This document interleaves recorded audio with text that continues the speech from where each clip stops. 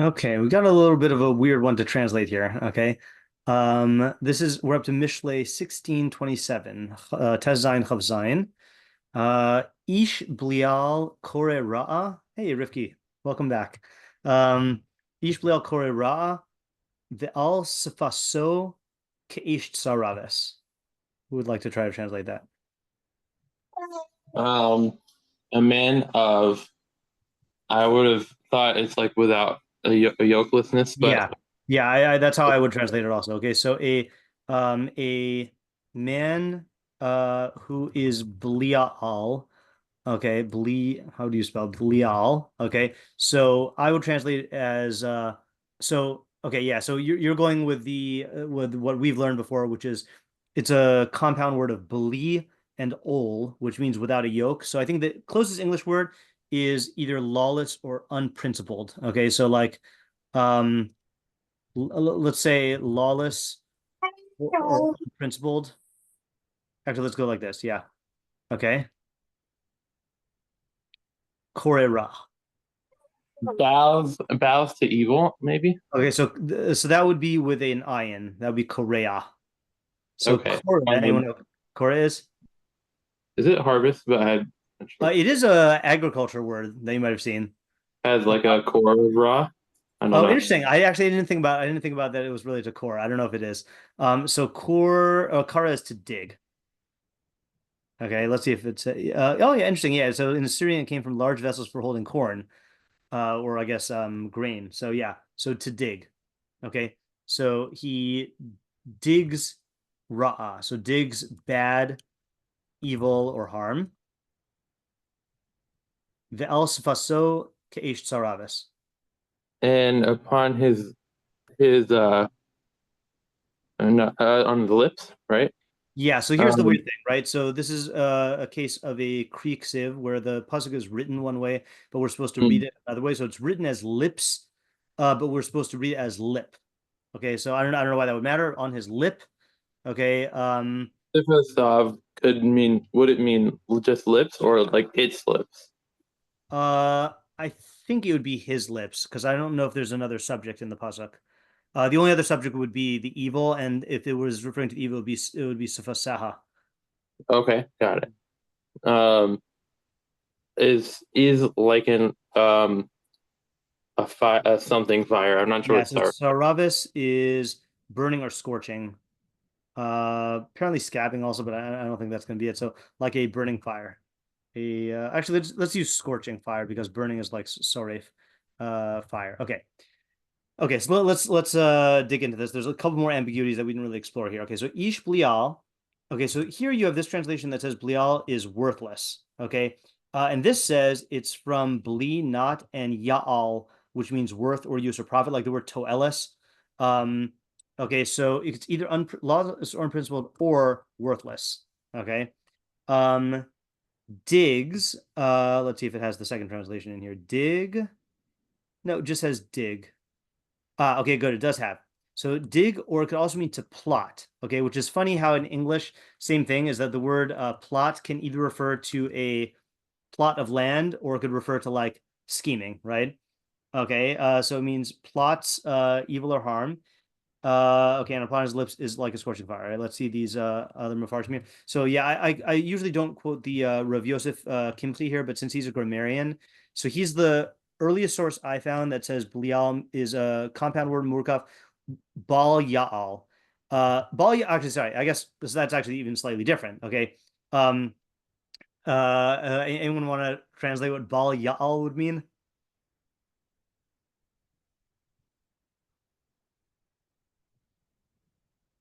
Will literally will go up for nothing, will amount to nothing. Okay, so he says it's v'hu hanavel hamushlach la'aretz. This is a scoundrel who's cast on the ground. Shalo yalish mo v'zichro, whose name and memory will not go up. Okay, so basically, like, I guess we would say, what's the word in English that we have for someone who is so like low that they're not going to amount to anything? Another? Yeah, that's a good English word. Yeah, I feel Oh, like in right. I English forgot. we would say a like either a a loser, Low or life? low life, if you want to put the word low in there, you know. All right. So that's one version. So I guess we have kind of two interpretations of Bliyaal with a fork. So if Ya'al comes from, sorry, if Bliyaal comes from Bliol, it means without a yoke. Okay, let's say yokeless. Okay, and if Ya'al comes from going up, then it would be without worth. And if it comes from not Bli Ya'al but Bal Ya'al, it means he won't amount to anything. Okay, so those are our options here. Okay, and then Tion is the one who says Blial. I'm quoting Tion from Mishlei 6:12 because that's where he defines it. Blial is Bliol without a yoke. Retzal Haporik Ol Shemaim. He casts off the yoke of heaven. Okay, so not just yokeless in terms of people, but casts. I'm gonna actually write this here. So Blial is without a yoke, which means he casts off the yoke of heaven. Yeah, Rifki? Yeah, so I don't know if this is already getting more into like the second part of shiur, but I don't really see a difference between all the translations. Like I see the etymology being somewhat different, but I feel like they kind of amount to the same thing, no? Well, this guy won't amount to anything. No. So these two, I think, might be similar, but lawless seems completely different than worthless. I can think of lots and lots of lawless people who are not worthless, and people who are who I would, in fact, I would describe someone who's unprincipled as probably not that they'll amount to nothing. They could cause a lot of harm. So I'd say that those are quite different. Okay, so then Metzustian goes on and says, Kore is Chofir Bor. So Kore, he says, means specifically one who digs a pit. Okay, Kamo Bor Kara. All right. And Sarabis is Inyan Srefa, Kamo Vnitsruvu Ba Kol Hapanim. Okay, fine. So I'm going to go ahead and just assume that this is what we already have. Okay, Targum says, Bal Hashchisos Kore Haraos. I don't exactly know if Bal Hashchisos literally means like a master of wastes. Digs evil, Vitimsaim al Svaso Keish Tsoreves. Interesting. And you'll find on his lip like a burning fire. Ish hi kamo ish seva bal seva. Ish damim rotzeach. Afkan ish blial bal hablialus. What's blialus? Hold on, let me just look this up. Blialus.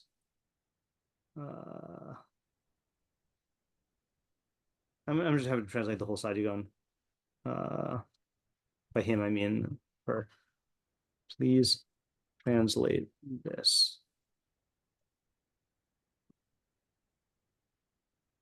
The man of corruption, yeah, corruption is a good one. Will be found on his lips like a scorching fire. Ish he was like an old man. Ish was a man of villainy.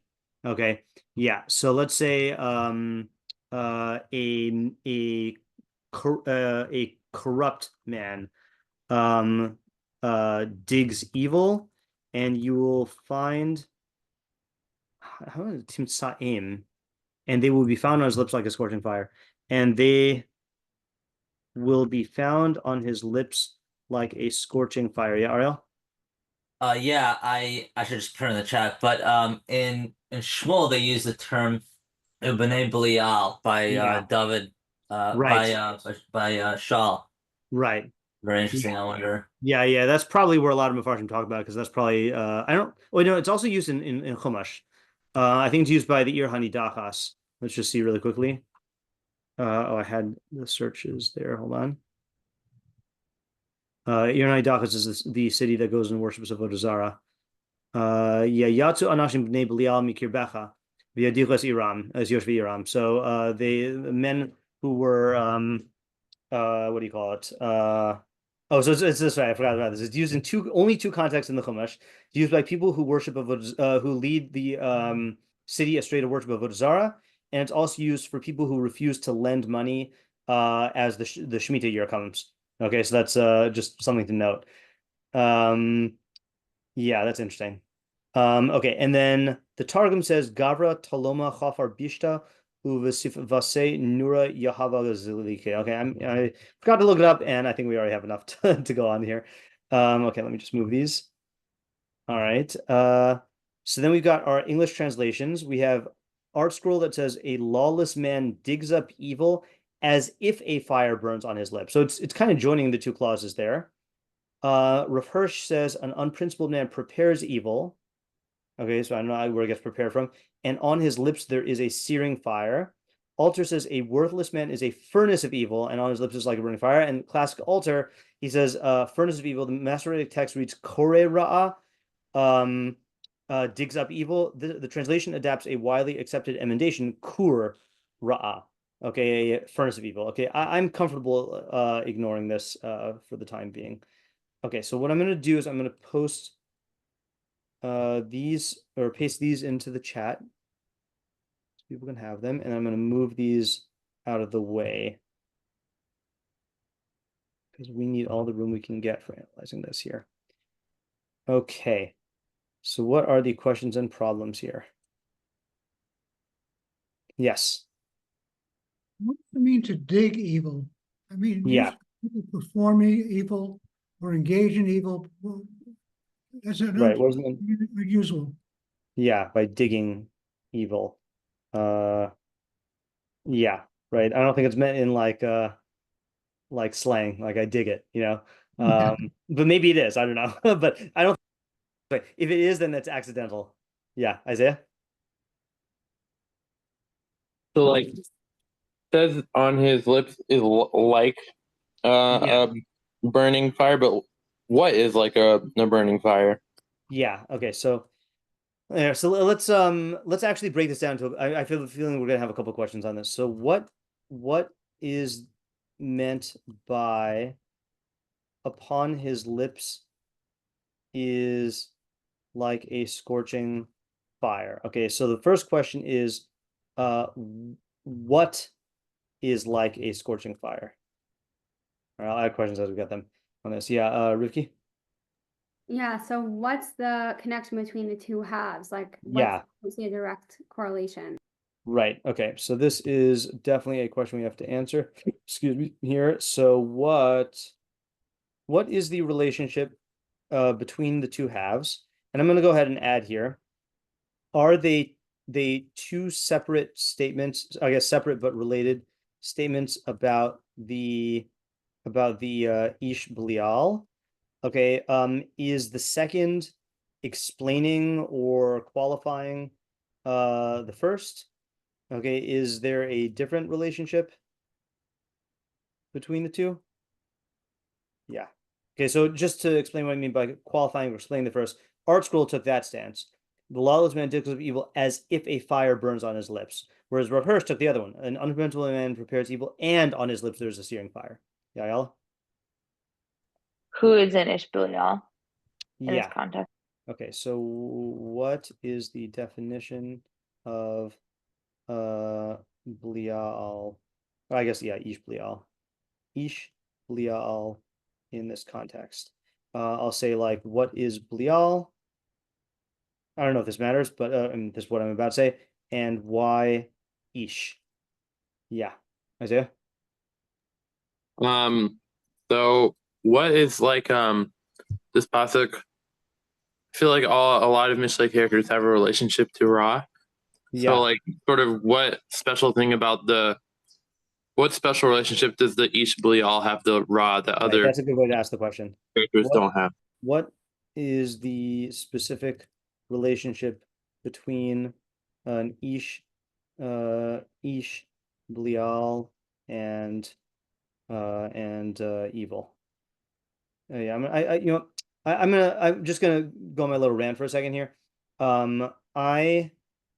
It is unfortunate that in English, if you want to translate ra, you're forced to commit to bad, which is like the most generic you can get, evil, which has a moral connotation, or harm, which has like an objective damage connotation. So I'm going to go ahead and just use the word ra'a because we should keep it as open as possible here.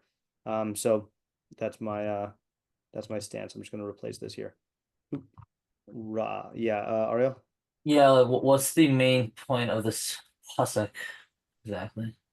What's the main point of the pasuk? Yeah, right. What's the main What's idea? the subject of the pasuk? Okay, what's the subject? Okay, that's a good question. What is the subject of this pasuk? Yeah, I mean, Okay. It doesn't really tell you. I mean, it just tells you, all right, this is what a Bliyaal does, or Right. but like it doesn't. Yeah. Okay, Yeah. so Is this, therefore I what? guess I'm gonna, yeah, is this just telling us, the definition or characteristic of the Ish Bliyaal? Or is this presupposing we know a definition and this is giving us a specific insight? Yeah, I think those are the two directions we take. Yeah, Rivki? Yeah, so also, okay, I guess a little bit in relation to what Ariel was just asking, like, what's the consequence? Like, is the consequence that he's unprincipled? Is it that his lips have like some, something going on with them that we don't necessarily know right now? Yeah. So what? What's the consequence and why should we care? Yeah, Ayala? Also, who's the audience of this pasuk? Yeah. Who is the audience of this pasuk? Is it the Bliyaal himself? Or someone who might be harmed by him? Yeah.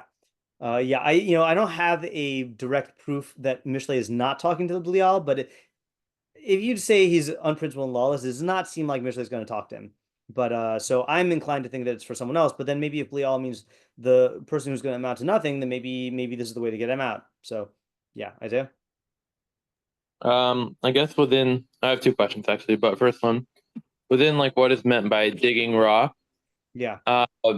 is it like that the raw is what he's like digging through, like it's the substrate of the digging, or is it like he's digging for the raw, like he's digging down to get the Okay. raw, Yeah. Okay. or is it some other relationship? Yeah. So specifically, what is the relationship between the digging and the ra? Is the ra, how we're characterizing his digging? Is he looking for the ra? Is he digging? I know you didn't say this, but is he digging for something else and will end up finding Ra'a, despite his intentions? Yeah. Yeah, you have another one? Well, it seems like maybe we kind of asked this, but is the Ravis just like this is like a intensifier of the H, or in terms of being a modifier, or is it like meaning a specific type of effect? Right. So what does Ravis scorching mean? I think that's its own question, and the other question is, what is it scorching? Is it like, is it just his lip, his face, someone else? Yeah. I'm also going to ask here, even though this may not be a good question, why does the ksiv, okay, the way the pasuk is written, say lips, but the kri, or kiri, I think is how you're supposed to say it, the way the pasuk is read, say lip. Okay, seems like lips is more is more natural, right? I was trying I was learning this with a high schooler earlier today, and he was very, very bothered by why it would change to lip. So I was trying to give like two examples of where we say this in something like this in English. And like I think in the olden days, then if a teenager spoke with attitude, then the parent would say, "Don't give me that lip," which is weird because you kind of use both your lips to talk. And then the other weird analogy I thought of is, and I don't get this on two levels. If someone really, really likes eating candy and desserts, you say they have a sweet tooth. First of all, I don't taste with my teeth. I don't know about you. I taste with my tongue, and I eat with my teeth, but I eat with more than one. So like sweet tooth is just like a little, like I don't know, some misguided attempt to like minimize and say, oh, it's just my little sweet tooth, but so I don't know if this is the kind of question that's even legitimate. Why does it say lip instead of lips? But the very fact that like, no, it was like this. Ordinarily, when you have a Greek sieve, the way that the puzzle is written either doesn't make sense or it's two clear alternatives. Here, it's like the way that it's written seems to make sense, and then we're modifying it to change it from two lips to one lip. So it's just like, I don't know, it's just a weird thing. Yeah, Ayala? I don't exactly know how to ask this, but like, how does he get the scorching fire? Like, Right. kind of Okay. what is he doing? Yeah, that's a good question. So, so what causes? I'll just say what causes. Is that good? This scorching fire. And I feel like that's actually part of Rivki's question about what's the relationship between the two halves. Is moreover, the two halves seem to be mixing metaphors, right? The first half is about digging, and the second is about burning, right? Like, it's not like I'm trying to think, is there any like if you're digging for lava, maybe then like they're related, but like I don't know, like I can't even think of anything that usually dig where there's like burning involved. I don't know. Yeah, Avital?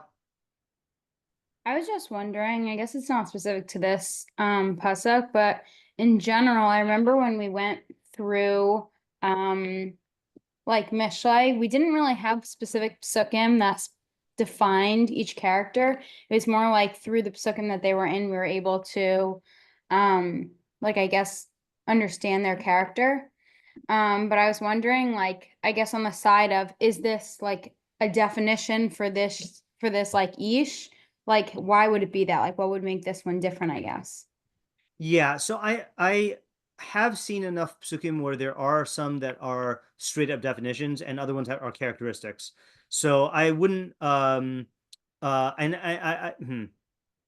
yeah, I feel like it's a good observation you're making that it's unclear whether this is a definition or not. But I don't know if I can answer the question of if this is a category of definition psukim. I don't know if I can answer the question of like why is it Okay. defining it? Yeah, I mean, yeah. I was But just wondering, I feel like I haven't seen like those specific like yeah. definitions. I'll show you a good example just so you can see it for yourself and not take my word for it. And this is just one that I think this is one of the first psukim I ever learned about the lates. Zaid Yahir Lates Shemo Oseb Evrazadon. So the malicious, arrogant person, Lates, mocker or scoffer is his name. Oseb Evrazadon. He acts in the malice of wrath. This is actually kind of both of them because it's defining the Lates and then it's saying what he does.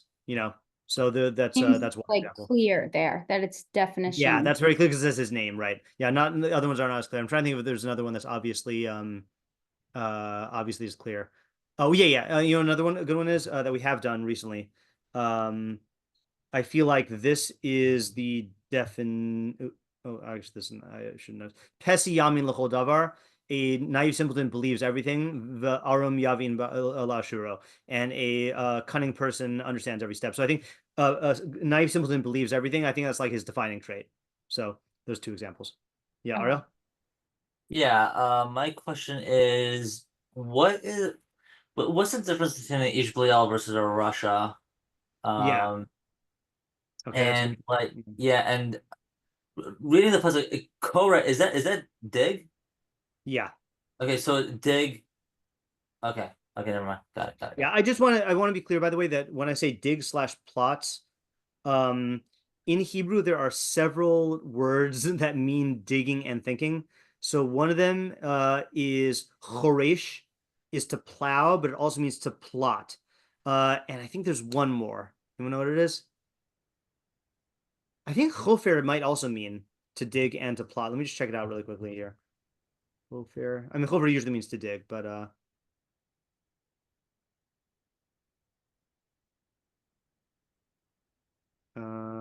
if it is, it's going to be in Nach probably. Let's look at Mishlei. Maybe Shmach Pir, Yach Peruhu Matmonim, Yach Paru, Chafarta Levetach Tishkav. Misham Chafar. Okay, I'm not sure if I'm right about that one, but I know that yeah. I know that, what do you call it? What did I just say was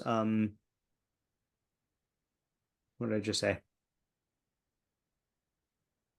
Like the word? Chofer? Yeah, the word. Chofer? Yeah, no, before chofer. Didn't I just say another one? Yeah, it's the plowing one from Shabbos. Yeah, choresh. Yeah. Right. So choresh I know, and Korah I know. So it means to dig, but also means to plan. Yeah. Okay. Next is my dad. So fire per se is neither good nor bad. It can be used for good purposes and be destructive. Scorching fire sounds like that there's an element of destructiveness to that. Right. Yeah. So what does scorching mean? And I'll just add, does it imply harm? Yeah, Rifki? You would talk about cooking food with a scorching fire. Right. Yeah, okay. Right. Yeah. You're right. It does not sound like something that you use for constructive purposes. Yeah, Rifki? So I don't know if this is like not a good question, but I don't know, maybe it's because of my social work brain right now. But is it because like the way he is, like this lawlessness, whatever translation we end up going with, Yeah. that a direct result of him actually putting in effort to become like that, or is it like a byproduct of something else? Like, is it intentional? Yeah. Yeah, let me ask the intention question just in general here, which is, I guess, how much of what this Ish Bliyaal is doing, conscious, knowing, and intentional.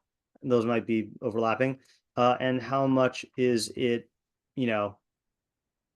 completely outside of his awareness? Yeah, I kind of alluded to that in the digging question about is he like doing it intentionally or not? Okay, are we missing anything? I feel like these are the main questions, so I'm gonna go ahead and start transferring them. Okay, this is gonna be frustrating here. Start off with that. Now let's do. Why didn't we do? Okay, it didn't number the last one, but whatever. All right, this is just gonna get messed up. Oh, it didn't even do all of them. Okay, let's do this, and then let's do. I guess we ask what is the practical application. Okay. Hold on. 7, 8, 9, 10. Okay. Let's think. Let's dig.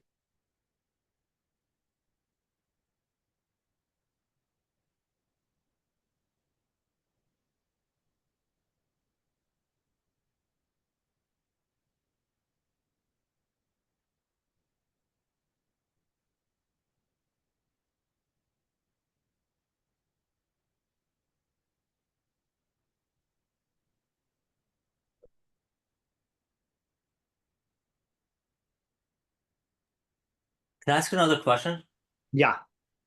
What's the motivation for an individual who's a Bliyaal? Yeah. Like I'll tack with that the on. Russia, we understand, the world revolves around him, Yeah. everything. Yeah. But it's like a different character. It's like a Right. different archetype, Good question. By the way, remind me when we're done with our ideas to look up. I think he's on my Mishleic spectrum article. And I believe the Bliyaal was one of the first people that Rami Moskowitz and I started writing the dictionary about. And so because I have a vivid memory of being in Hawaii on my phone talking over Bliyaal with Rami Moskowitz. So I'm curious to see what I think that's the one that I wrote in that post. So we'll see. Okay, Isaiah, you're up. Okay. Because what I'm thinking about is maybe the each Bliyaal, I'm going with kind of like an unprincipled person. Yeah. Maybe lawless, but mostly like unprincipled. This person doesn't really have like a grounding in the system that like is used to bring about good effects in the world. So I'm thinking of Korra as like digging as in like toiling for something. So he when he tries to toil for things, he ends up just producing raw. Like he just digs up harm when he or bad. He digs up raw when he works and toils. And his reaction to that is to spew the curses and just like he's angry about everything because like his efforts just go completely to vain when he does try to I think of him as like a person who doesn't really like try that much to like work productively, but when he does try, he doesn't know what he's doing because he's not principled. Okay, so in other words, he doesn't try to work productively, and when he does try, he can't do it because he's unprincipled and ends up getting angry about it. Yeah, okay, so I think this is a good track. I think the question needs to be, I want to get a clearer idea of what kind of person this is. I don't quite have a clear definition in my mind. I also want to know why he can't yield stuff. And the reason why I have that question is like, I do feel like there are lots of jobs, and there have always been lots of jobs in the world where you can do it mindlessly, and still get some stuff. And I also want to know, I feel like I want to know the unity in the puzzle. Like so he doesn't do good and he gets angry about it. So those two seem to be coming to some coming together for some insight. Well, right. I don't have answers to all of the questions. That's fine. Except for maybe the unity. The way that I think of it is like, for whatever reason, his heart, like he's working hard, but it's like completely like fruitless hard labor that like is just completely frustrating. Like it leads him to view things in this like hateful way, like he's like cursing at the world, kind of. Okay, so in other words, his cycle of constantly toiling in vain leads him to become bitter about the world, and that colors his interactions with others. That's an interesting personality. Can you think of an example of this in our society? I feel like I have like examples of this, but yeah, actually I'll tell you what it reminds me of. I don't know this from personal experience, but they say that like in that over the last like I don't know how many years, let's say like 50, 60 years or whatever, then a lot of the traditional jobs and roles for men have started getting like less and less prevalent, or like less and less likely for success, and so let's say like factory workers or whatever, and being the primary breadwinner and certain masculine images or whatever, and it leads to like certain young men who like have no real prospects and no real role models and no real values, and then they just end up becoming like bitter and hostile. And in other countries, maybe in this country too, but in other countries, like these are the people who, let's say, are recruited to ISIS. These are the people who are like go to join gangs, that these are people who really like just have no, it's funny, as I'm talking, I'm realizing like maybe the worthless or amount to nothing is a better description of what Isaiah is talking about here. But that's like what I'm picturing. Is that same or different from what you're picturing, Isaiah? Because I feel like I want an image to work with. It could be that it's at least very similar. I guess in the example that you're giving, like I don't see the digging that they're doing so much as like they don't have an opportunity to do. Yeah, so that's why I want an example. I want an example of someone who is digging like this. And I also don't understand what you mean by unprincipled. I guess I want to find a way where like why is being Bliyaal, this is what's missing in my idea, is why is being Bliyaal like stopping him from having success in his toilet? That's my question also. Yeah, why is being Bliyaal stopping him from having success? Okay, let's put it on the side burner and go on to another approach here. Yeah, Rivki? Can I try to answer that question? Oh, sure. Sorry. Yeah, I didn't see the thing until just now. Yeah. Okay. So I was thinking of an example possibly of like maybe somebody who's looking for a job, and like realistically it takes some time to find a job. And so he is not principled and he doesn't realize that, and he's not like willing to wait and like put in effort for any like long-term gains. And so after like 3 or let's say 2 weeks, I don't know, of not finding a job, he gets bitter about it. And then like let's say he does get some interviews or something, but like in the interview he's like bitter and like doesn't seem like a good person that you'd want to hire because of that. Then he's kind of just like messing himself up. Okay, that's a good example. That's a good example. So let me just think about it a little bit more. Right. So in other words, okay, so unprincipled maybe is the wrong word for it. Okay, I'd say undisciplined is probably the better word for it. Okay. Is that okay, Isaiah? I think Yeah. it's here without a yoke. Unprincipled means you have no values, or you're hypocritical. I think that's why I was also confused here. So undisciplined person.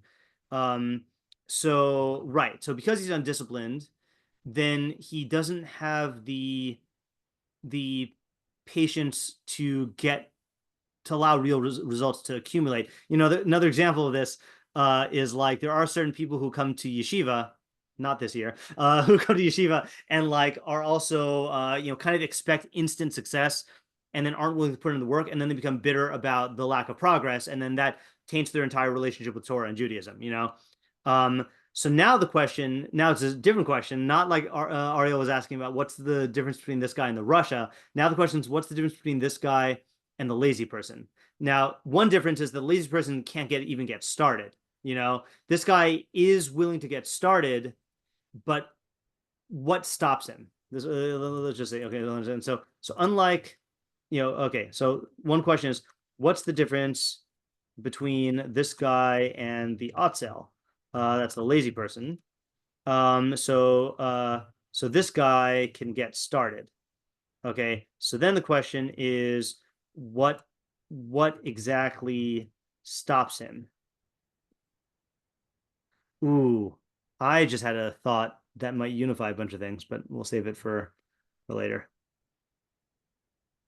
Okay, you know what? I do want to put this on the side burner. My intuition is telling me that these three are actually more related than they seem. So I want to hear what different people say, and then maybe we could unify them. Yeah, go ahead, Rifki. Okay, so I was thinking of like more, so I agree, by the way, about the three being connected, but I was thinking more specifically with the last definition of amounting to nothing. So I took it more as like, that's kind of like the main part of the Bliyaal that made me think of the idea. So I was thinking like, why will he amount to nothing? Like, and why is he different than the Russia? Because we know that like, even though we would like for the Russia to not, gain wealth and position and all these things, he often does. So sorry, pause for 1 second. I just remembered the English word for nebuch. Anyone know what it is? Loser. Ne'er-do-well. That's not how you spell it, though. Ne'er-do-well. Okay. I mean, it comes from never do well. Yeah. Okay. So that's the guy who will amount to nothing. So we're gonna use that term now. Yeah. Go ahead, Rookie. Okay. So yeah. So the person. So why is he different than the Russia? So then I think this pasuk is really telling us why. So I was also thinking that digging to me really implies that it's like an actual like pursuit. Like it's not like you don't just like dig because that's something that you want to do. Like it seems pretty intentional to me. So I think he is actually trying to dig for Ra. I don't have like a specific definition of Ra, but I think that it is intentional. And I think that because he's doing that, then it affects him negatively. And what does it mean with the lips? Why is it scorching lips? Again, I'm just really thinking about the Russia, unlike the Russia who is able to kind of trap people and like help him, with his plans and his deceit. This person through the Ra is not able to like get people with him. Like he doesn't have that quality of entrapment and slyness. And that's why it's upon his lips is like a scorching fire. Like he's damaging himself and he's not able to amount to anything through the digging because of his own inability to relay the ideas in a way that's like, exciting and, something that making it like a nice thing that people want to do. Interesting. Okay. So now I'm confused also about what is this person, according to you? Let me ask a different question. Is the ne'er-do-well quality defining his personality, or that's just a way of describing him via the result? Because I'm not seeing Well, I was saying the amount to nothing one. Yeah, amounts to nothing. Yeah. So wait, can you just repeat the question? Amounts to nothing sounds like a result, but what is he? So I think that it's someone that I think that he has like ambition to do something. Like he wants the Ra. I don't know like why he necessarily wants the raw, but he wants that. That's why he's digging for it. So it's someone that wants, like, let's say he's at point A, like he wants to get to point B, Mhm. which is Yeah. why he's doing the action of digging. But the reason why he won't amount to anything through that action is because of like this quality that he can't convey his message to other people. Okay. So I'll give you support, I think. Okay, and I actually should have brought this up earlier, which is if you look at, I'm going to just copy this, the cluster of psukim that we've been doing, which you let's see, hold on a second here. Okay, so so you have here our pasuk. Oh, sorry, our pasuk. So the ones before it were one who undertakes a matter intelligently will find good, and one who trusts in Hashem will be happy. And that's funny. I wonder if this is the opposite of that. But anyway, the wise of heart will be called understanding. The sweetness of lips will increase learning. Intellect is a wellspring of life for its owners, but the discipline of fools is folly. The heart or mind of a wise person will make his mouth intelligent, and on his lips, there we go, al sfasav, I forgot about that. On his lips he will increase learning. The drippings of a honeycomb are statements of pleasantness, sweet to the soul and healing to the bone. There's a path that is yashar, straight before a person, but its end is paths of death. A toiling soul has toil when his mouth bends over him. A lawless man plots evil, and on his lips is a burning firebrand. A duplicitous man causes strife, and a complainer alienates a leader. A violent man seduces his fellow and leads him on a not good path. So you do have, I mean, this is not unique to Rifki's idea, but we are talking here about good kinds of speech that benefit you, and then bad types of speech that don't. And it is interesting, excuse me, that it's the effects of your speech on other people. So duplicitous mouth causes strife, and a complainer alienates a leader. So those are speech that results, types of speech that result in pushing people away. And then a violent man seduces his fellow and leads him on a not good path. That is like the successful recruitment that you're talking about here. So it does seem like you're in the right area, Rifki. So my main question is what exactly is this guy's definition or problem? I feel like I don't have a clear idea of that, but I hear how you're reading what he does or doesn't do. Yeah. Okay. Let's keep it going to build intuition here. Avital, you're up. Okay, I guess, I mean, this is like partially like maybe half baked, maybe 3/4. I guess we'll see as I go. Yeah.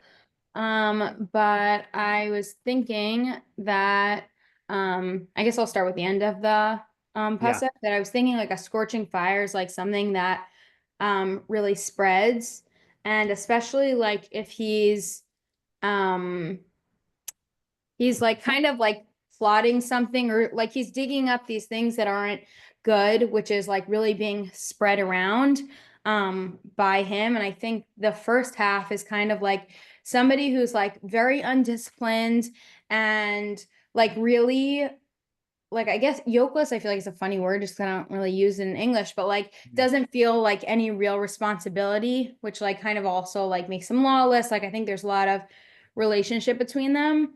Yeah. Like somebody who kind of is always able to do what they want. I think there's some sort of like, I don't know if it's like a thrill to it, but like it kind of keeps going and keeps digging. I was actually like, it came up on my YouTube, like this guy who had robbed a bank, and he was like telling children about what he did or whatever. But that like how if he wouldn't have gotten caught, like he was happy he got caught because he would have kept like digging himself further and further and further. And I think that like the life of looking like you're kind of doing whatever you want in this like unprincipled world, especially to people who are like more worthless or don't have, whether it's education or the tools to be able to be successful. I think like kind of exactly like what you were saying in terms of, let's say, how terrorism and things like that kind of get people on board, is like these people who look like they're having like the high time of their life, like being these people that do all these like stuff that are obviously bad and like unprincipled, but they look good doing it. They like kind of spread that ideology. And I wanted to give like one more example that I just thought of is in like certain communities where kind of like, I guess like the rapper type of life. I was just gonna get that example. Yeah. Yeah, like they're like all their stuff is like, whether it's like bad words or inappropriate or like do whatever you want, or like that's the like success story in certain communities, and like you kind of plant these like ideas of like, wow, that's the dream, he's doing whatever he wants, but like Yeah. at the same time, like that really spreads and it really creates more chaos. Yeah. Okay. That's a great example. Okay, good. I think my idea is similar to that. So I'm gonna hold off on commenting too much right now. Okay, but I like the approach. Yeah. Great example though. Yeah, Ariel. Okay, cool. So I want to use the English translation lawless.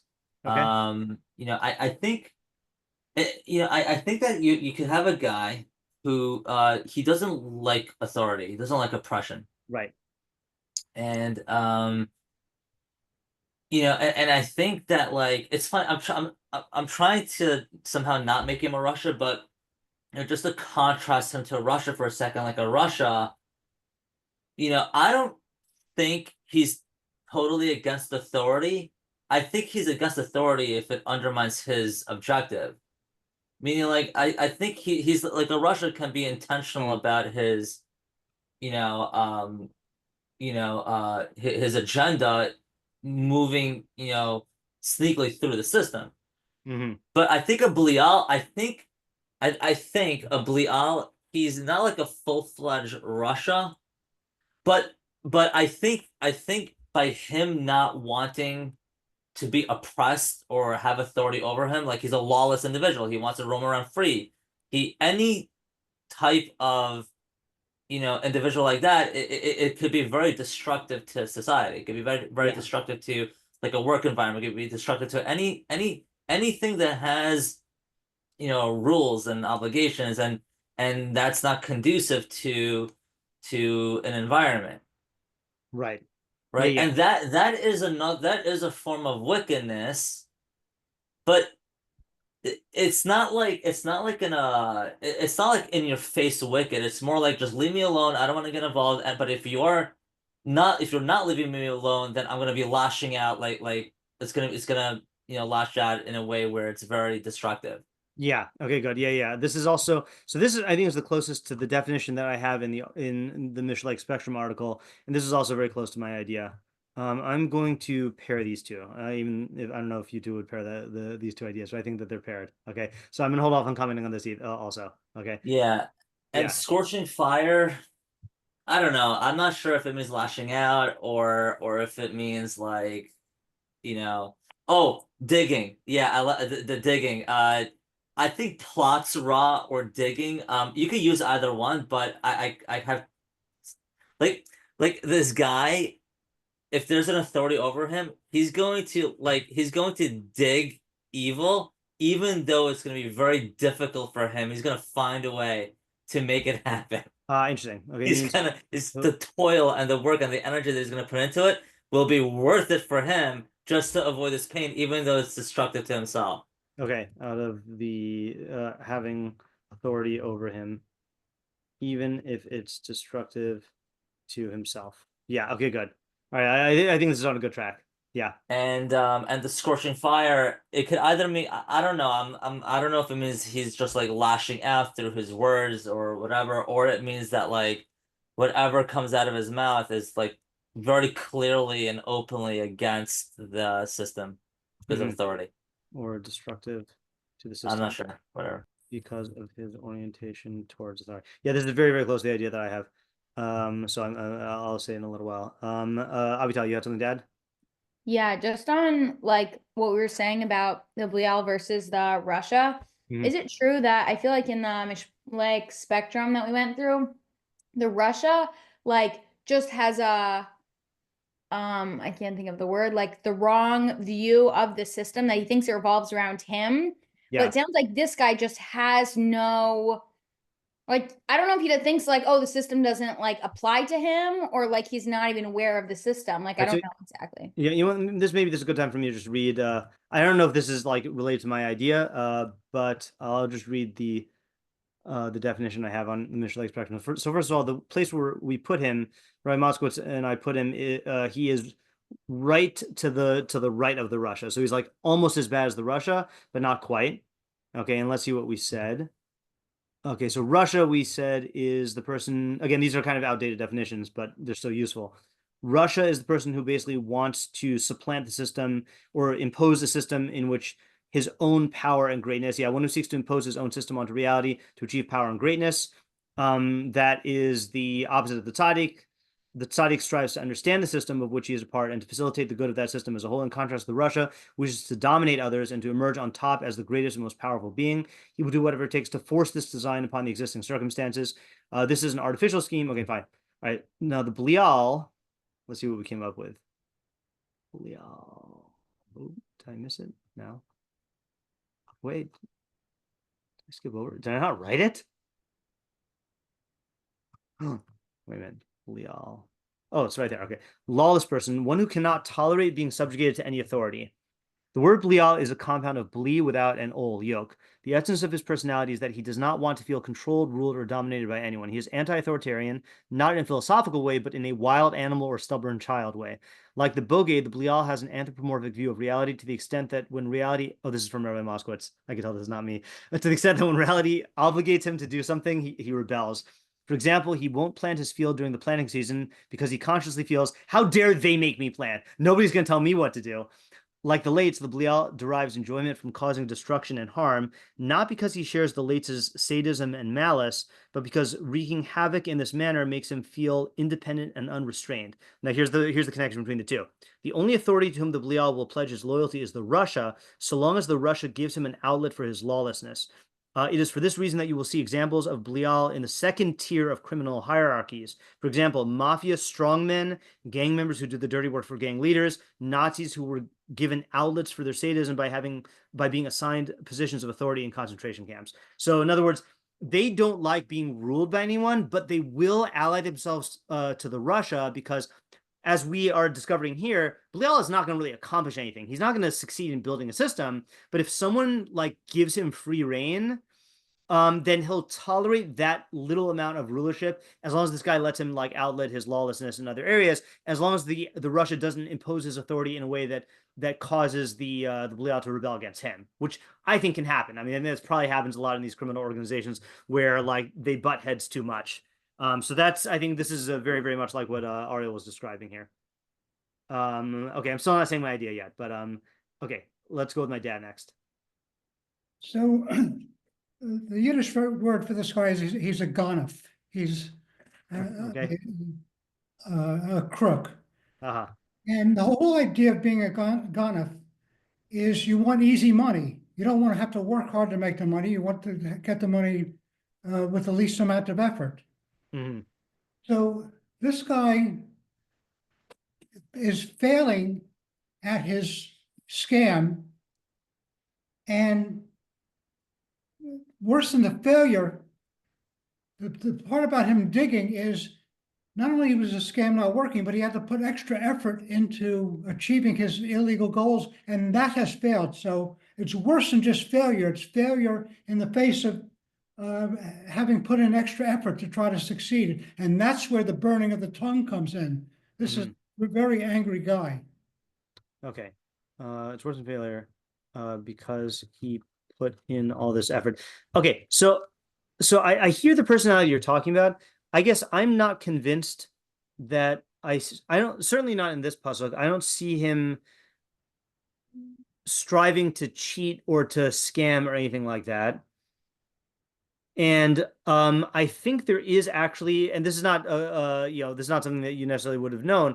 I think there's another Mishlei personality that does describe what you're talking about, and that's the Ish Ramia. That's the deceptive. There's no good word in English for it, but Ramia means deceptive and corner cutting guy who's trying to cheat people in order to get stuff, So that's the guy. So I'd be curious to see if there's a puzzle about that guy that describes what's happening to you, because that is what the Mishleic consequence. I just don't see it in this one. I don't see that he is really trying to take advantage of others. But I will pair this with, I mean, this sounds kind of like what Isaiah was saying as well. So I'm going to pair this with the Isaiah group. Okay, Ayala. Okay, I think my idea may be very similar to Ariel's, just with maybe a little bit of a different focus. But I was thinking that this is also someone who's undisciplined and lawless and does not like any sort of discipline in any area of their life. But instead, like, I think one that could cause someone to just be like amount to nothing or worthless and like kind of waste their life away. But I think this person is, I guess, a little bit like, instead of like just going down, he like takes everybody else down with him by trying to ruin society's systems of discipline. And so he'll do that kind of, I'm seeing digging, rise, like digging is like preparing something, I think. Yeah. And so like he's preparing or like setting up or causing a lot of harm in society because of that. Didn't Reverse say that? Prepares evil. I mean, yeah, he translated that way, or at least the English translation of Reverse. Yeah, so that, and then also the scorching lips is that he'll also be like spreading these like messages against like systems of discipline or any like structures in society. So I think the audience is more for somebody on the like who's trying to build up society to be aware of this guy and like take precautionary measures. Okay, I hear. Audience equals people who should be on guard against this guy. Okay, so all right, so I think this whole cluster is very similar. So I'm going to give my similar idea here also. So this is the idea I developed with my student Max. This is me and Max. So what we said is similar. What Ariel said basically is like the Ish Bliyaal is a rebel who can't stand anyone telling him what to do. Okay, so consequently, he'll rebel against all authority and all law, not because he not for any like any reason that has to do with the particulars, okay, but just because he doesn't like being controlled. Okay, so as a result of this unbridled what's the word, undiscriminating rebellion, he'll dig up evil. Okay, and Max had a different interpretation than I did. Max wanted to say that he'll cause the authorities to punish him, okay, to punish him. But I want to say that I'm not even gonna do it. I did not like this idea, but I'm gonna write it so I remember it. I'm gonna cross it out. What I want to say is the laws, most laws are placed there for a reason, okay? And I'm not even saying like a legitimate reason. I'm saying that like within that system, there is something that some consequence that someone does not want to happen, so they make that law. So are placed for a reason, and when he overturns it, he'll dig up those consequences and harm himself.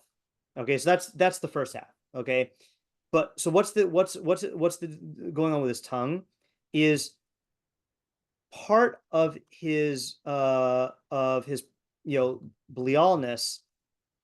is that it's like a philosophy or an ideology which he'll express verbally, okay, and this will spread to people who wouldn't have necessarily been as openly defiant as him, but will eagerly seize his example and follow suit. Okay, so in other words, you've got two tiers of Bliyaal. You've got the more, I guess, I don't know if this is a quantitative thing, but the brazen Bliyaal people who are going to just cast off restraints that are put onto them, and then you've got the people who are like waiting in the wings, who crave what the Bliyaal wants. This is kind of what like Avital was saying, is like there are people who fantasize about living a Bliyaal life, but they're not going to make the first move. But once the Bliyaal is leading the way, then they'll follow suit and they'll do this. So a good example of this is like in certain schools, you'll have the kid who's like the real like scofflaw, who will like openly defy the teacher. And once he does that and paves the way, then there will be a bunch of other kids who like follow. they wouldn't have done this on their own, but he kind of like poisons them by advocating for this verbally, and so it inflames their imagination and causes people to follow. Yeah. Right. So any questions on that? And I think the reason why it's called fire is because fire is something that spreads and is destructive, and it's on the mouth because it's through his speech. And the practical idea, I'd say, what's the practical application? I guess practical application. Yeah, what would you say the practical application of this is? I think we were clear. It's not talking to the Ish Bliyaal himself, right? Maybe like question when you see someone like this, like what are their like actual intentions and ideology behind what they're saying? You could say that. Actually, hold on, let me just consult the psukim surrounding this for a second here. Huh. It is interesting, by the way. Side point. I'll make the side point afterwards. Do we have psukim about? No. Say what you said one more time, Rifki. I'm not sure if I got it. I was just saying, like, when you run it, because obviously you're going to run into people like this. Yeah. So when you run into people like this, just like question, like, what's like the actual purpose behind what they're saying? Like, what's the ideology? Because if you're not thinking about the ideology, then like you're going to be influenced by it. Oh, that's interesting. You're saying as a potential influence victim. Yeah.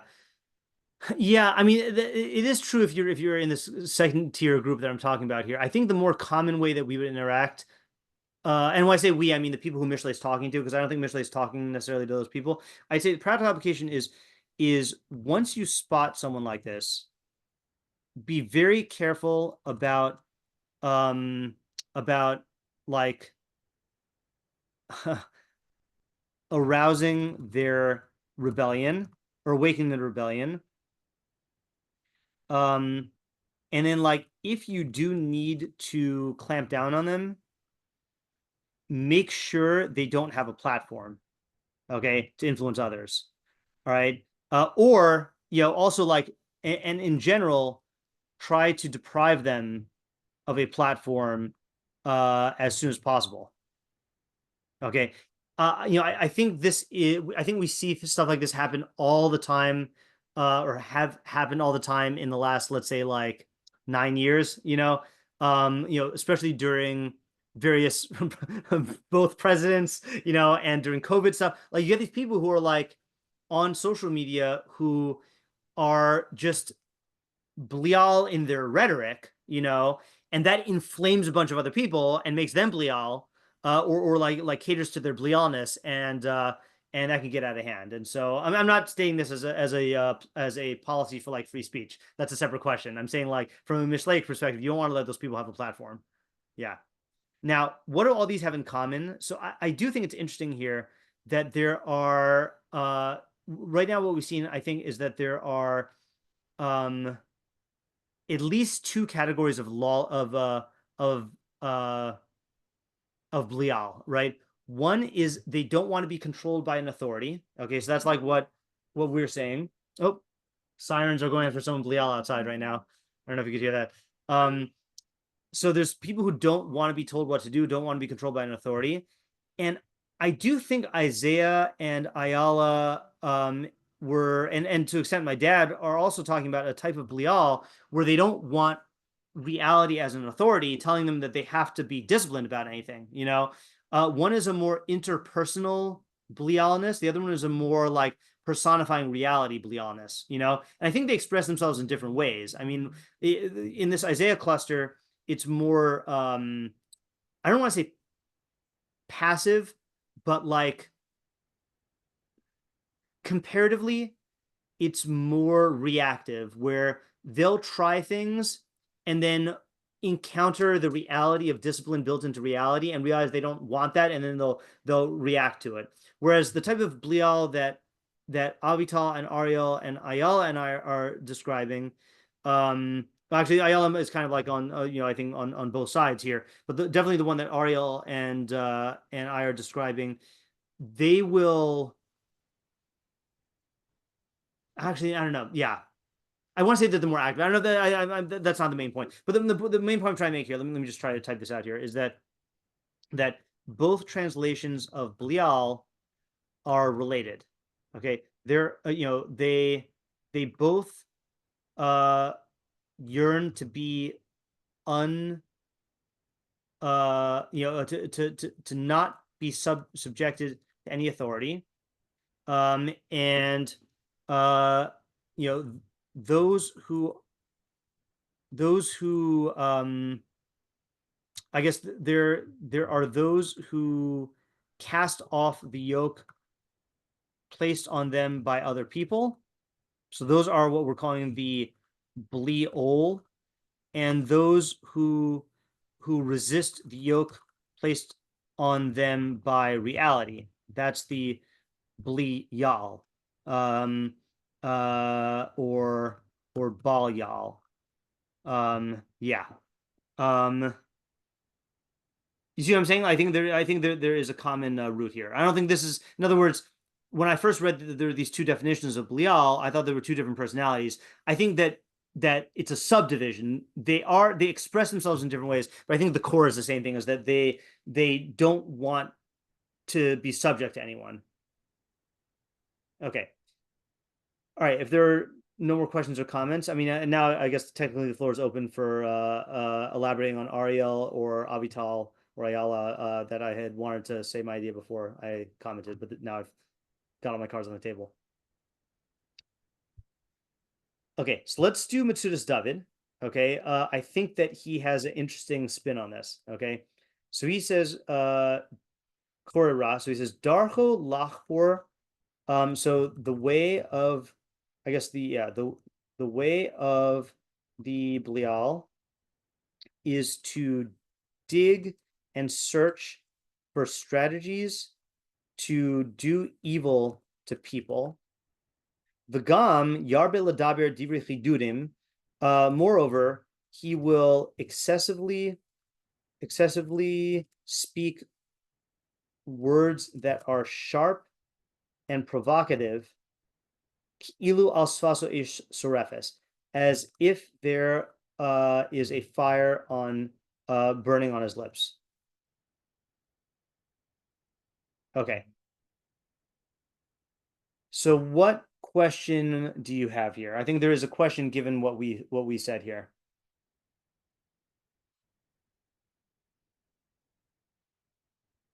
Given all of the approaches we've taken. Yeah, Isaiah? I don't know if this is it, but like, it doesn't seem like, well, why would he search for strategies to do evil people? Yeah, right. Why would the Bliyaal go out of his way to search for strategies to harm people? That seems more like a Russia. This guy, or Russia, or a Lates, really, or a Lates. The way we've explained him, this guy, reacts to authority being imposed on him, but isn't going to make a day job out of it, out of plotting ways to harm people. Yeah, Ayala?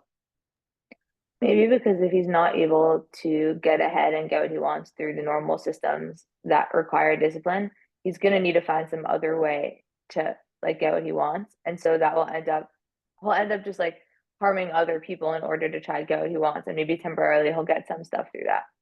That's interesting. That is definitely a possibility. Okay, so then the question would be, so I'm going to ask two questions on this. Okay.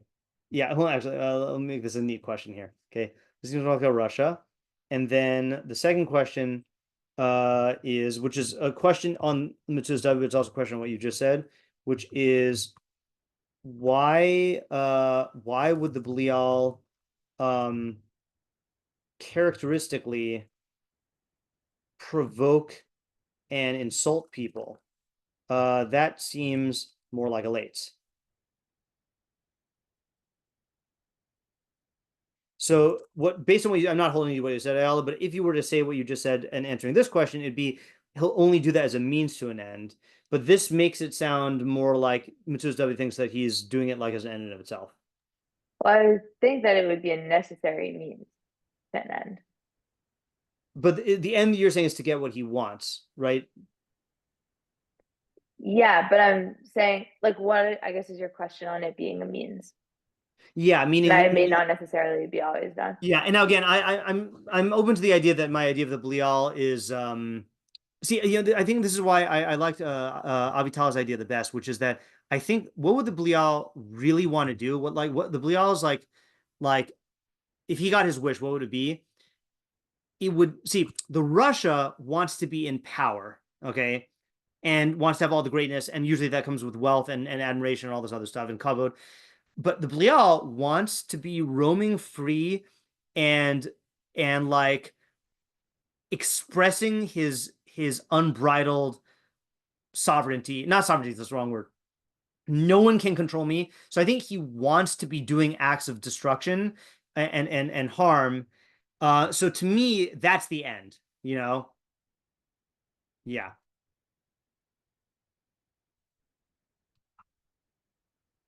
So the question is, what's the main idea here?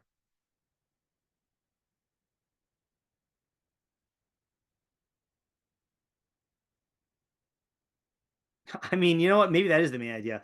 Let me try this out here. I'm going to say this as that what I just said is the main idea, but then I'll segue into what I had prepared before shiur. So I think the main idea is the don't think that the Bliyaal is just is just reactive to having authority imposed on him. His greatest fantasy is to be a destructively lawless individual, and he needs targets for that, okay, to express his rebellion. It's funny, when I was in Turo, we had this class called it was given by the only really good professor I had, and actually I had two good professors. One of them was a guy, though. He was a visiting professor from from NYU, not from NYU. Excellent psychology teacher, and so the teachers were allowed to give a seminar or class on whatever topics they wanted. So he gave a class on the right-wing authoritarian personality. Okay, and he focused on the Nixon era. And all the people who Nixon himself and the people who did Nixon's bidding, and there were studies on this right-wing authoritarian personality, but in the studies they talked about someone who was the left-wing authoritarian personality, which was very rare. And the examples that they gave were people who need to be in a constant state of starting revolutions against the prevailing hierarchy. And they gave Mao Zedong as an example. I don't know if this is true from my own knowledge of him, but people who need to constantly be overturning the established hierarchy, and then even if hierarchy establishes around them, they have to overturn that also. So that's the idea of this this person. And here's the chiddush, though. The practical chiddush is, therefore, don't think that you are safe from his violence, physical or verbal, okay? Because in the eyes of a Bliyaal, every person is a potential threat, and therefore every person is a potential target. Okay, so think of this case. Okay, think of the case where the class or the playground bully, defeats the kids who are going to try to rule over him. So the thing is that in order to continue to express his Bliyaalness, he's gonna have to let loose in other ways where he can get that rush. Maybe here's a better example. Okay, stereotypical scene here. You got the Bliyaal sitting in a bar, okay, and someone accidentally knocks up against him. So what does he do? He says, "Oh, you want to fight with me?" And he punches him out. Okay, then the strong guys next to him come and they try to restrain him. Oh, so now these guys are restraining him, so he punches them out. And then at a certain point, he's just flailing and just punching everyone indiscriminately, because in his mind, like anyone is a potential target who's trying to like control him, and anyone stands as a threat to his ability to like have no yoke. Anyone is a potential yoke that's trying to like yoke him, and he just wants to kick that off. And look, use the example from an ox. I mean, a wild bull or an ox just wants to cast off any yoke that people try to put on him. It doesn't really matter at a certain point. It's just seeing red, Yeah, Rivki? So actually, just on what you were saying on like the ox example, so are we saying that according to the David, that there isn't a specific person? Like I was thinking maybe like he would dafka like go against like the tzaddik, or he would like against someone more on that side of the spectrum. But we're saying that like anyone is fair game, like there's no specific person. Yeah, I mean, I think the way I would put it is there is a pecking order, which is the people who he feels are most clamping down on him or trying to control him. Those are the people he's going to go for first. But it's not ideological. Like, for example, the Russia hates the tzaddik because the tzaddik represents the system that the Russia is trying to overthrow. So he's going to hone in and target the tzaddik. But to the Bliyaal, he could hate the tzaddik just as much as he hates like his boss at work. Like it's just like anyone who tries to like or his parent, like it's anyone who's trying to like impose any sort of control on him. Yeah. Also on this, I don't know if you maybe want to wait till like after we do meforshim, but yeah. Does he have like a redeeming, quality? Like I know that at least on the last spectrum, he was pretty close to the end, but is it possible for him to like reform himself? It's a good question. So what I would say is like this, is I would say that if you have a na'ar, like a youth who has Bliyaal tendencies, so then the best thing you could do is harness him to rebel against stupidity. Okay. And I've definitely seen this trick used before, not sometimes consciously, sometimes not consciously. I've even dabbled in this trick a couple times, is that you have a kid who's like very rebellious, but they're smart. And if they can channel the rebellion, the risk is if they're going to be lekanter, if they're going to not be open to the truth and just like shoot people down for the sake of shooting people down, so then that's going to be bad news. But if you can get them to like rebel against stupidities, or things like that, so then that could be good. And similarly also, like I think you could probably harness this in certain justice cases of like people who like want to stick it to the man. So if you align them with a bad man, then they'll stick it to the bad man and they can do good. But you got to be careful because anytime you're trying to like harness the Bliyaal for see, the Russia can harness the Bliyaal for purposes by luring him with opportunities for destructiveness. The tzaddik and the chacham are going to have a much harder time doing that because in general they're not going to want to like destroy stuff, But yeah, I mean, I think this is all, another good time-honored way to deal with this personality, which is ironic because it's the exact opposite of what they want, is you put them in the military, and they will hate it because they're disciplined. But I think this is actually addressing more Isaiah's idea about like, what are you going to do with a person who's completely undisciplined? So if you put him in a situation which is so disciplined that he's forced to yield, then it can show him that tenacity that he has. Maybe that's the answer to your question, Rifki. One of the positive qualities that he has is tenacity. He will be stubborn and stick to his guns no matter what. And if you could harness that for the good, or at least for the potential good, then that could be very good. Like another example of this, not just like, what do they do with like kids who like have severe discipline problems? So boot camp is one thing, survival camp is another, and in survival camp, they're forced to basically acknowledge that reality is imposing demands on them. Like, I don't care that you don't want to carry like 50 pounds of supplies, like for 5 miles, like either you do it and you have a sleeping bag and food, or you don't do it and you get left behind, so if you get them into a situation where they're forced to accept the discipline kind of like begrudgingly on their own terms, so then maybe you can channel it for the good. So I don't know if that answers your questions. That was kind of like several scattered answers there. Yeah. Okay, let's do maybe one more because I don't want to go past 8:30. Let's see what Rabbeinu Yonah says. Ish Bliyaal kara rav el sfasav lefi shehizkir ki hachacham yakshab al davar hachachma ad shelo yidaber v'yosif lekach hamachshavto beish yidaber Okay, so he is connecting it like we thought to this pasuk above. The wise of heart will be called no. The wise of heart, the heart or mind of a wise person will make his mouth intelligent, and on his lips he will increase learning. Okay, so I think he's referring to that. So he says, since he mentioned above that the chacham will think about a matter of chachma, ad shlo yidaber, before speaking, Yosef lekach machshavto, and will increase learning over on his thinking, the shidaber, when he speaks. Ba'ata lodia, he now comes to teach kigam harasha, that also, that's interesting, the Russia, interesting calls this a Russia. Yamik tchila b'machshavas harasha, will think deeply into his evil thoughts, Yosef ba, and increase them, be'es shiagidena l'mire'ehu, when he tells them to his friend, b'chamimus hachefetz, in the heat of his desire.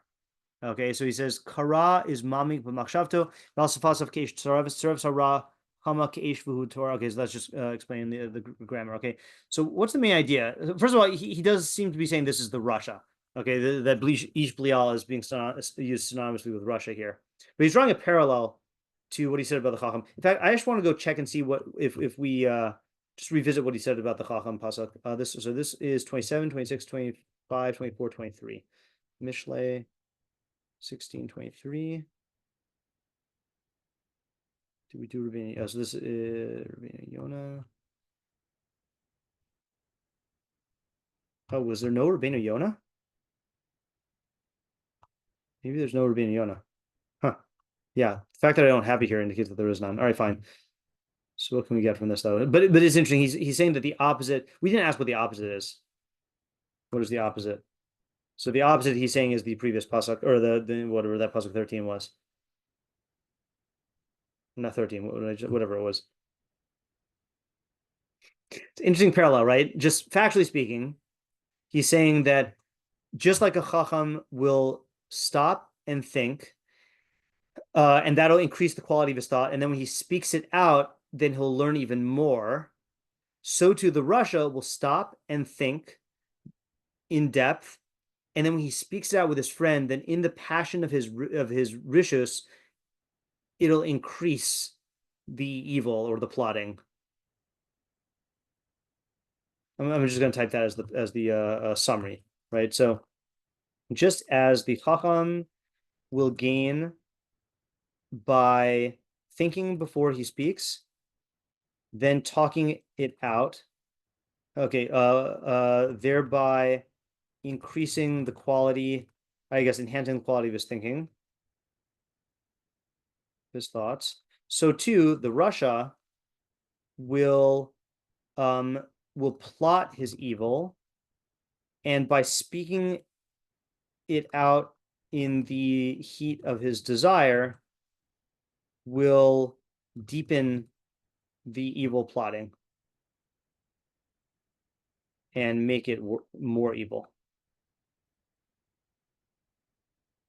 Question is, how does this work, in my opinion?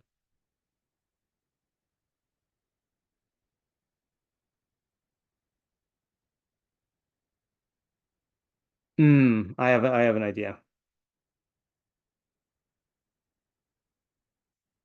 I think the hint here is compared to the way that a fool or a lesser thinking Mishlei person does evil.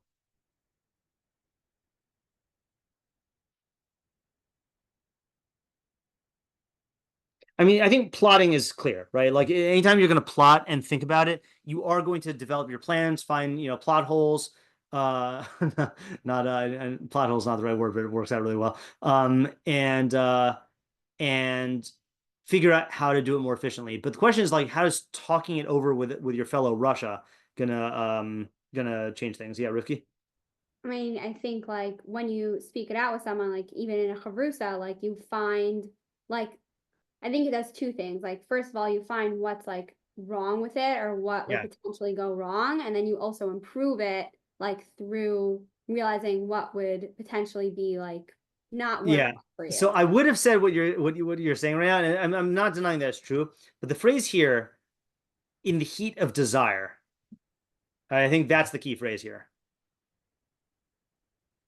And this is really his evil desire, obviously. So I'll start off the way you said it, though.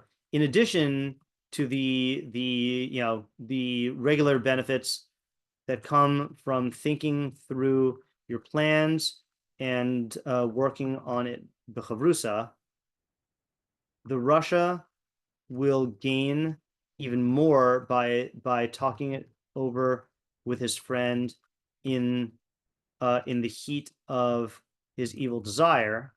Why? Because it like perpetuates him, like psychologically. Interesting. What do you mean by perpetuate? Meaning, I guess I was thinking like when you're speaking with someone and they're like, "Oh yeah, like that's a great idea," and then it makes you want to like do it more. Like So I think the way it works, I think that's similar to what I was going to say, which is that because it inflames his fantasies and allows him to funnel even more energy into the thinking itself. Okay. And the determination to make it happen. You know, like people who have a plan that they can't stop thinking about, all their energies go into it. And so there's only so much like pep talk he can give to himself, in his own mind. But when he talks about it with other people, he gets their affirmation. They give actual shape to his fantasies. He fantasizes about them approving of his success, and that allows him to funnel it in more, right? So the question now I have is, what's the practical application for the non-Russia? I think this actually turns out similar to my practical application from before. At least my answer is, don't let the Rishaim collude, right? You might underestimate the power of Rishaim in numbers, but this is a warning about a particular kind of danger they might have. I'll guarantee where this happened. Probably in planning the October 7th massacre, right? I mean, this, we know that Israel's one of their major chataim was over-reliance on kochi v'otem yadi. Of Israeli technology is going to protect us, and like we don't even have to have border guards there to monitor low-tech stuff. And you can bet that the Rishaim who planned that attack capitalized on that and fantasized about how they're going to be using this low tech, ways of like penetrating these technological defenses, and pulled it off. But yeah, that's interesting though. I think that there is another. I mean, the reason why I'm saying fantasies here is like, also don't underestimate the power of evil fantasy to fuel evil planning. Like think another example is, Osama bin Laden and the evil fantasies of bringing death and destruction to America and to the West. That could really cause you to make years long plans to like mastermind this huge attack here, and you're not going to get this from a regular fool. Regular fool is just going to act on impulse. Even the Ish Bliyaal, the way we're saying it, is not going to have the discipline to do this. You need a real Russia to do this. Yeah. Who else tried to do this? Haman, right? Haman went to consult his chachamim and his wife, right? And he just got outsmarted. Yeah. Okay, so just to sum it up here, we have in our ideas, we had this approach, which I still think has a lot of potential here, of a undisciplined person who is going to be limited in the amount of productivity that he has, and that's going to lead to a certain bitterness that is going to kind of become like a self-fulfilling prophecy, or is going to further alienate other people, or make him less successful. Then we have did I mean to put Rifki's idea pairing it with someone? Oh yeah, so Rifki, I know why I wanted to return to Rifki's here, is the Bliyaal, I don't know exactly how to answer the question that I had on your thing, but I think it lines up with the relationship between Bliyaal and the Russia. The Russia is good at recruiting people and has the rhetoric because he actually has a vision. The Bliyaal doesn't have a vision. He just wants the lawlessness. So I think it does fit into my definition of lawlessness here. And then the Ayala, Ariel, Avital, me, and Max cluster is that this guy just doesn't like authority, and he'll do whatever he can to indulge in the authoritylessness. And in the low cases, that's going to just be a lack of discipline and trying to get out of authority. But it's also going to lead itself to active rebellion and overthrowing the rules. And that's going to bring consequences because the rules are going to have consequences themselves, or they're going to be in place to prevent consequences. So he'll get those consequences, and he's going to end up spreading his desire to more cowardly Bliyaal people who wouldn't have done it on their own, but it can lead to a movement or a group dynamic, and that will make things even worse. And I think Avital's rapping Gangsta Life example is a good example of that. Of like, imagine how many people grow up with that as the role model, and because they grew up with that as the role model, then they seek to embody it in themselves. But if they didn't have it as a role model, they wouldn't do it. Like, yeah. Every kid in those cultures wants money and women and respect, but is he gonna go and like kill someone to get it? Like, maybe if he didn't see examples of that, then he wouldn't do it. So it's very, very tempting. And then we had Matsuda's David's example or idea, which is that don't underestimate the Bliyaal, because every person is a potential target, because every person is someone who can control me, and I have to like stop that from happening. And then Rabbeinu Yonah's idea is about the Russia, that the Russia has his own chavrusas and his own fueled by his own fantasies that can make things even worse. So don't underestimate him. Okay, interesting pasuk. Next week should work for me as far as I know. So thanks for coming, and hope to see you guys next week, if not sooner. Thank you. Have a good night.